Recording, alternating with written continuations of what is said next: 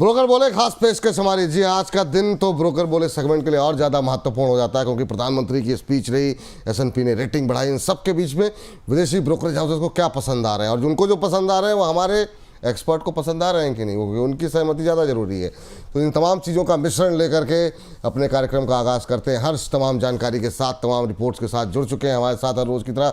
हर्ष, weekend तो काफ़ी शानदार रहा और एक बार फिर से आज हम देख रहे हैं बाजार में नई ऊर्जा, नया उत्साह देखने को मिल रहा है। ऐसे में आप कौन से शेयर लेकर के आए? जी, और धुआंधार तेजी तमाम स्टॉक्स और इसी बीच पहले ही स्टॉक ऐसा है जिसमें भी ज़बरदस्त तेजी देखने को मिल रही है। यहाँ पर अशोक लेलैंड को लेकर यूबीएस की रिपोर्ट आई है, खरीदारी की सलाह दी और 150 रुपये के इन्होंने लक्ष्य दिए हैं। सबसे पहले इनका ये कहना है कि Q1 में जो ऑपरेशनल डिसिप्लिन के कारण मार्जिन जो है उसमें एक सुधार देखने को मिला है। यहाँ पे मीडियम और हैवी कमर्शियल की बात की जाए, व्हीकल्स की बात की जाए, उसमें थोड़ा सा यहाँ पे मिड सिंगल डिजिट में स्थिति देखने को मिली है, लेकिन ये उम्मीद के मुताबिक थी। इनको कहाँ दिख रहा है अपसाइड? यहाँ पर दिख रहा है लाइट कमर्शियल व्हीकल में ग्रोथ की बेहतर संभावनाएं दिख रही हैं। यहाँ पर अंतर्राष्ट्रीय बाजार इनका मानना मजबूत बना हुआ है। जीएसटी को लेकर ये लोग मान रहे हैं जिस तरीके के कदम उठाए गए वो पॉजिटिव कंपनी के लिए हो सकते हैं, मोमेंटम आगे भी जारी रहेगा। स्विच मोबिलिटी जो सब्सिडरी कंपनी है उसकी प्रॉफिट बिफोर टैक्स जो है वो एक अच्छे नंबर देखने को मिली है, पॉजिटिव रहा है, और वित्त वर्ष 2026 के आखिरी तक यहाँ पे जो पैट है वो पॉजिटिव देखने को मिल सकता है। ठीक, ये बात यहाँ पर निकल करके आई। अशोक लेलैंड पे लगातार आज ट्रेंड में भी शामिल, हमने पहले भी बात की और अब यूबीएस भी बात कर रहा है इस बारे में, और 20 रुपये ऊपर तक के टारगेट यहाँ पर निकल के आ रहे हैं आज की तेज़ी के बावजूद। अरुण सर, आप सहमत हैं यूबीएस की इस रिपोर्ट से? 150 तक के टारगेट, आज शानदार रैली, आपकी टिप्पणी अशोक लेलैंड पे? बिल्कुल जी, मुझे लग रहा है अच्छा करना चाहिए। स्टॉक 130 के आसपास है, इनफैक्ट निफ्टी ऑटो में ही ब्रेकआउट है, तो डेफिनेटली अच्छा करेगा। हो सकता है थोड़ा अंडर परफॉर्म करे पीयर्स को, जो निफ्टी ऑटो के इंग्रेडिएंट्स है, थोड़ा अंडर परफॉर्म कर सकता है, पर मार्केट में स्टॉक मुझे लग रहा है मार्केट को, ओवरऑल मार्केट को आउट परफॉर्म जरूर करेगा, तो डेफिनेटली अच्छा करना चाहिए। जहां तक टारगेट्स की बात है 138 से 140 लग रहा है मुझे लग रहा है विपुल जी वहां तक स्टॉक जाना चाहिए, वहाँ तक जाना चाहिए, ये बात यहाँ पर निकल के आई है अशोक लेलैंड पे। बहुत लोग नाराज हो रहे हैं। कुलदीप जी कह रहे हैं इस बार तो मेरा सवाल ले लो, पिछली बार भी रह गया था, बोहनी तो करवाओ। बोहनी आज हो जाएगी सर, कोशिश इसी रफ्तार के साथ फटाफट इस सेगमेंट में जाते हैं कि आखिर तक जाते जाते आपके सवाल पर टिप्पणी हो जाएगी, तो बने रहिए लेकिन लास्ट तक। लेकिन पहले हर्ष जो दूसरा शेयर लेकर के आ गए हैं उसको नोट डाउन कर लीजिए। हर्ष बताइए। बीपीसीएल की बात कर रहे थे, दूसरा स्टॉक यहाँ पर तमाम स्टॉक्स में जो तेजी देखने को मिली इसमें आज धीमापन है, लेकिन इसके बावजूद न्यूमरा की रिपोर्ट आई है, खरीदारी की सलाह दी और बम्पर टारगेट दिए, 430 रुपये का इन्होंने लक्ष्य दिया है। यहाँ पर सबसे पहले इनका क्या कहना है कि Q1 में जो नतीजे आए हैं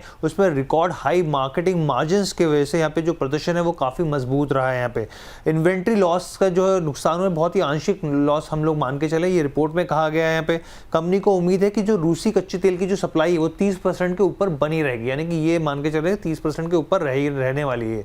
इसके अलावा कंपनी के शेयर में अभी भी जो ये मान रहे हैं, जो अभी जो एवरेज है औसत जो है वो उनको सस्ता दिख रहा है, क्योंकि FY27 के अनुमानित अगर आप यहाँ पे देखिए मुनाफे के मुकाबले 5.8 गुना पर ये ट्रेड कर रहा है। और सरकार की तरफ से जो 30,000 करोड़ की जो LPG सब्सिडी की बात की जा रही है और इसको लेकर जो ऐलान हुआ है अभी पीछे, इसको लेकर भी ये काफ़ी पॉजिटिव दिख रहे हैं। ठीक, तो ये बात यहाँ पर बीपीसीएल को लेकर के निकल के आती। 430 तक के टारगेट, आज OMCs पे सवाल भी काफ़ी ज़्यादा थे, तो नज़रें रखिए आप OMCs को लेकर के। 314 के 315 के आसपास ट्रेड करता हुआ। सर क्या टिप्पणी रहेगी आपकी? सर 375 के आसपास ऑल टाइम हाई है, उसके बाद 360 के आसपास भी रेजिस्टेंस है, 340 के आसपास भी रेजिस्टेंस है। अब चल रहा है बीपीसीए 315 के आसपास। जिस तरीके से लास्ट 5 हफ्ता लगातार नीचे आ रहा है, अभी भी बेस बिल्ड नहीं हुआ और कोई भी ब्रेकआउट नहीं आया, तो पहले तो बेस बिल्डिंग होगा, उसके बाद यहाँ पे कुछ मोमेंटम अगर आता है बाद में। तो अभी जिस तरीके से नीचे आ रहा है 315 के आसपास, मुझे लगता है कि 305 304 के आसपास आने का पोटेंशियल है। जिनके पास अभी पोजीशन है 293 के आसपास एक स्टॉप लॉस मेंटेन कीजिए, क्योंकि 300 इजीली पॉसिबल है। कुछ भी मार्केट में एक बार नेगेटिव सेंटिमेंट बिल्ड होता है तो 304 305 आपको देखने को मिल सकता है। अगर इससे नीचे नहीं जाता है 292, इससे नीचे अगर नहीं जाता है, तो मेरे ख्याल से आपको एक बार 360 और 375 380 तक टारगेट तो मैं देख पा रहा हूँ, लेकिन it will take at least 8 to 10 months maximum. आप पकड़ के चलिए कि 8 से 10 महीना तो आपको टाइम देना पड़ेगा। उसके बाद जाके 430, तो मुझे लगता है कि 430 बहुत लंबा टारगेट दिया है, और इसके लिए बहुत टाइम टेकिंग वाला गेम यहाँ पे होने वाला है। तो एक बार जिनके पास है होल्ड करके रखिए। फ्रेश बाय अभी नहीं करना है आपको। फ्रेश अगर बाय करना है 304 305 के आसपास, नेक्स्ट 2 हफ्ता वेट करके जाइए। कुछ नीचे आता है तब जाके 292 के आसपास सेम स्टॉप लॉस मेंटेन करना और बाय करना, लेकिन अभी नहीं। अभी नहीं। चलिए, ये बात यहाँ पर है बीपीसीएल को लेकर के। अगले काउंटर के तरफ रुख करते हैं। अगला कौन सा शेयर है जिस पर की निगाहें पॉजिटिव दिखाई दे रही हैं ब्रोकरेज हाउसेस की? वोडाफोन आइडिया की। और आप देखिए शुक्रवार को जितना पिटाई हुई उतना ही आज पॉजिटिव ट्रेंड में भी ये देखने को मिला। 3% की गिरावट और 3% पॉजिटिव हो गया। सिटी की रिपोर्ट है, खरीदारी की सलाह दी है। 10 रुपये का इन्होंने लक्ष्य दे दिया है यहाँ पर। क्यों दिया है? सबसे पहले तो उनका कहना है कि जो Q1 के नतीजे आए, इनको अनुमान था जिस हिसाब से, उसी हिसाब से आए हैं। जो इतनी उम्मीद जताई जा रही थी उतनी ही उम्मीद है। और सब्सक्राइबर जो लॉस है वो कम हुआ है, ये पॉजिटिव चीज़ इन्होंने गिनवाई है। इसके अलावा कहा है कि इन्होंने रेवेन्यू अगर आप क्वार्टर बेसिस पे देखें तो एकदम फ्लैट रहा है यहाँ पे। आरपू जो है 0.6% बढ़ा है, 164 से बढ़कर 165 पे आता हुआ दिखा है। तो एक आरपू में एक पॉजिटिविटी देखने को मिली है। इसके अलावा एबिटा जो है बहुत ज़्यादा इसमें गिरावट देखने को नहीं मिली है, इनका ये मानना है। नेट लॉस जो है वो भले ही थोड़ा कम हुआ है, लेकिन यहाँ पर जो है ब्याज, जो ऊंची ब्याज दरें वो जो है उसकी मार ज़रूर झेलनी पड़ रही है। तो ये तमाम फैक्टर्स है जिसकी वजह से इनको लग रहा है कि आने वाले दिनों में और इम्प्रूवमेंट जो है वो स्टॉक में देखने को मिल सकती है। ठीक है, ये मतलब लोगों का फेवरेट क्योंकि मुझे लगता है कि मतलब ठीक है, ऐसे ही भले ही रिटर्न की उम्मीद ना ली हो, लेकिन लोगों के पोर्टफोलियो में तो है और हम लोग भी लगातार चर्चा कर रहे हैं। सर, इस तरह की जो भी रिपोर्ट्स आती है लोगों में थोड़ी सी और ऊर्जा भर देती है। अरुण सर, 10 रुपये का टारगेट, क्या टिप्पणी रहेगी? इसके आसपास काफ़ी लोगों ने लिया है, 8, 9, 10, 11, तो काफ़ी लोगों के पोर्टफोलियो में है। क्या टिप्पणी रहेगी आपकी?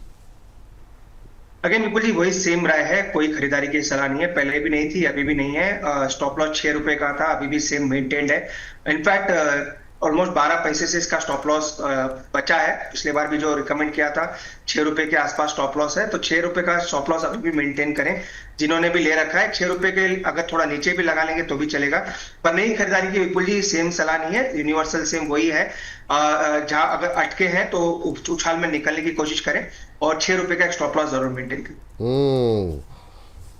बहुत उत्साहित अरुण सर यहाँ पर नहीं दिख रहे हैं इसको लेकर के, और प्रदीप जी भी नहीं है क्योंकि थोड़ी देर पहले भी प्रदीप जी से बातचीत हुई थी इसी शेयर को लेकर के। चलिए अब चलते हैं हर्ष के पास। आज की आखिरी कंपनी कौन सी है जानने के लिए हर्ष बताइए। दीपक नाइट्रेट की हम लोग बात करते हैं। आखिरी कंपनी है ये। कोटक इंस्टीट्यूशनल इक्विटीज़ की रिपोर्ट आई है, खरीदारी की सलाह दी और 1950 रुपये के इन्होंने लक्ष्य दिए हैं। सबसे पहले इनका कहना है कि Q1 में जो नतीजे रहे, जो रिजल्ट्स रहे, वो कमज़ोर प्रदर्शन रहा है इनका। दूसरी चीज़, दबाव जो है वो बरकरार है, आगे भी देखने को मिल सकता है। इसके अलावा अमेरिका के ज़रिए जो यहाँ पर टैरिफ को लेकर ऐलान किए गए हैं उसको लेकर अनिश्चितता और बढ़ गई है। साथ ही कंपनी जो है अगर लागत में कटौती करती है तो फिर स्थिति थोड़ी जो है वो बेहतर हो सकती है। आगे जो है कंपनी के यहाँ पर जो मार्जिन है वो बेहतर होते दिख सकते हैं। ग्रोथ प्रोजेक्शन जो है इन्होंने घटाया और अर्निंग पर शेयर जो है उसमें 17 से 19% की कटौती करी है। 1950 तक के लक्ष्य निकल के आ रहे हैं, यानी करंट लेवल से अभी देखें तो मतलब 130 रुपये ऊपर तक के टारगेट हैं यहाँ से। क्या टिप्पणी रहेगी प्रदीप जी? दीपक नाइट्रेट कैसा लग रहा है आपको? सर, मेक और ब्रेक जोन के आसपास ही है। इनफैक्ट आप देखेंगे 30 मई 2022 के बाद लगातार 5 बार ऑलमोस्ट 1700 से लेके 1800 के आसपास एक बार सपोर्ट लिया है। 5 टाइम जो है बेस बनाया, बेस बनाने के बाद अभी भी ऑलमोस्ट वही 1800 के आसपास ही चल रहा है। एक बार अगर बाउंस होता है तो फिर यहाँ से पॉसिबल होगा ऊपर आना। अगर 800 अगर होल्ड कर पाता है तो जिनके पास है अभी होल्ड करके रखिए, लेकिन फ्रेश बाई मैं यहाँ पे रिकमेंड नहीं करूंगा क्योंकि अभी भी उतना मोमेंटम नहीं आ रहा है। एक बार अगर 1850 के ऊपर सस्टेन हो पाता है तो इस केस में पॉसिबल है।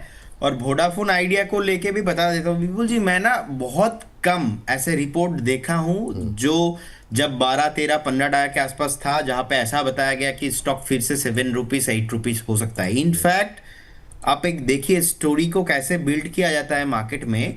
10 रुपीज में जब था तभी मैंने पॉजिटिव रिपोर्ट देखा, 12 टका में जब था तभी देखा, 8 rupees 6 rupees each and every level पे पॉजिटिव रिपोर्ट ही है।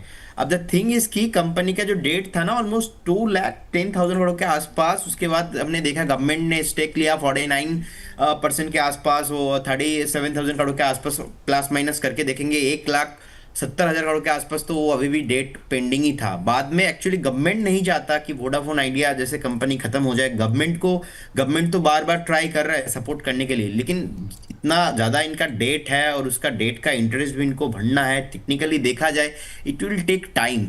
लेकिन बीच में देखा हमने पूरा टेलीकॉम सेक्टर भाग रहा था, तब भी नहीं भागा।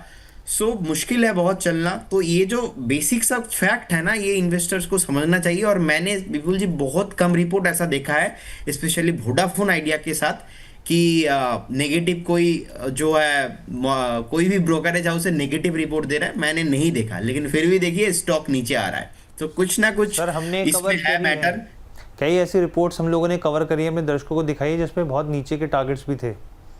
ओके, मैं दोनों के साथ अगर कंपेयर करूंगा तो बहुत कम ऐसा नेगेटिव रिपोर्ट मैंने देखा है। मुझे याद नहीं आ रहा है, लेकिन मैक्सिमम मैंने पॉजिटिव रिपोर्ट ही देखा है। सो मेरे तरफ से भी इसीलिए ना है, क्योंकि जिनके पास है उनके पास खोने का अभी कुछ है नहीं। बहुत सारे लोगों का 9 रुपीज, 10 रुपीज, 11 रुपीज के आसपास बाइंग है, तो अभी 6.5 के आसपास चल रहा है, चलो ठीक है, लेकिन फ्रेश बाई नहीं करना है। और डीपॉक नाइट्राइटिस में भी सेम व्यू है विपुल जी, सेम व्यू, मतलब ऑलमोस्ट 5 टाइम सपोर्ट के आसपास आया है, अभी भी सपोर्ट के आसपास चल रहा है। अगर 1800 होल्ड कर पाता है, इस केस में आपको एक बार 1950 के ऊपर आते हुए दिखेंगे।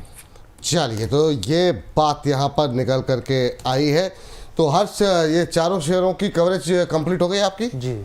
तो ये चारों शेयरों पे आप रखिए निगाह, और अंतर्राष्ट्रीय ब्रोकरेज हाउसेज, घरेलू ब्रोकरेज हाउसेज और हमारे अपने एक्सपर्ट क्या कुछ कह रहे हैं, वो तमाम राय आपको मिल गई है। अपने पसंदीदा, अपने घरेलू जो आपके फाइनेंशियल प्लानर हैं, उनकी राय लेकर के आप इसमें रणनीति बना सकते हैं। इस सेगमेंट को यहीं पर करते हैं समाप्त।